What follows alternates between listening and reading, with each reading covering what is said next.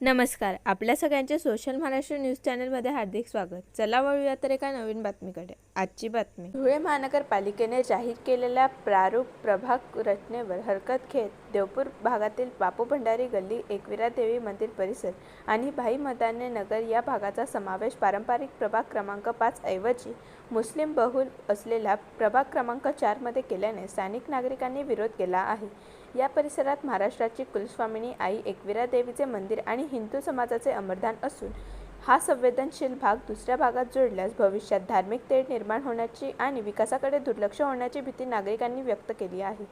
या चुकीविरोधात तीव्र हरकत नोंदवत परिसरातील नागरिकांनी महानगरपालिका आयुक्त अमिता दगडे पाटील यांना निवेदन सादर केले असून ही प्रभाग रचना तात्काळ दुरुस्त करून आपला भाग पुन्हा प्रभाग क्रमांक 5 मध्ये न जोडल्यास आगामी निवडणुकीवर संपूर्ण बहिष्कार टाकण्याचा थेट इशारा दिला आहे आणि याची सर्वस्वी जबाबदारी मनपा प्रशासनाची राहील असेही स्पष्ट केले आहे. धुळे शहरातील हिंदू समाजाचा आराध्य दैवत असलेल्या ग्रामदैवत एकविरा मातेच्या मंदिर परिसर, कुस्त्यांचं जवाहर स्टेडियम तसेच हिंदू समाजाचं श्रद्धास्थान असलेलं सद्गुरू बापूजी भंडारी संस्थान, पुरातन महादेव मंदिर ही सगळी देवालय आणि सगळ्यांना शेवटी जिथे राम मिळणार आहे ते अमरधाम हिंदू समाजाचं हे सर्व ठिकाणं ज्या ठिकाणी ज्या वसाहतीमध्ये येतात तो सर्व भाग बहुल मुस्लिम असलेल्या प्रभाग रचना क्रमांक 4 मध्ये जाणीवपूर्वक टाकण्यात आलेला आहे असं सर्व हिंदू समाजाच्या निदर्शनास आलेलं आहे.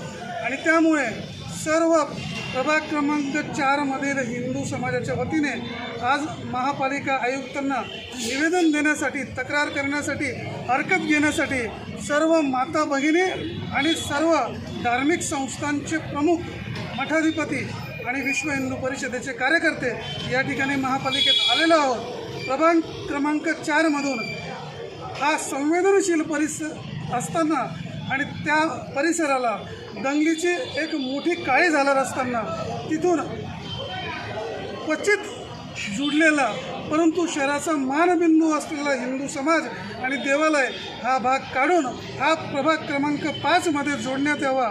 असे न केल्यास शहरामध्ये सर्व हिंदू समाजाला एकत्र करून प्रखर आंदोलन छेडण्यात येईल हा सक्तीचा इशारा प्रशासनाला देण्यासाठी आज हे निवेदन देण्यासाठी आम्ही इथे जमलेलो आहोत. बातमी आवडल्यास चॅनलला लाईक व सबस्क्राईब करा व दररोज अशा नवनवीन बातम्या पाहण्यासाठी चॅनलला फॉलो करा. धन्यवाद.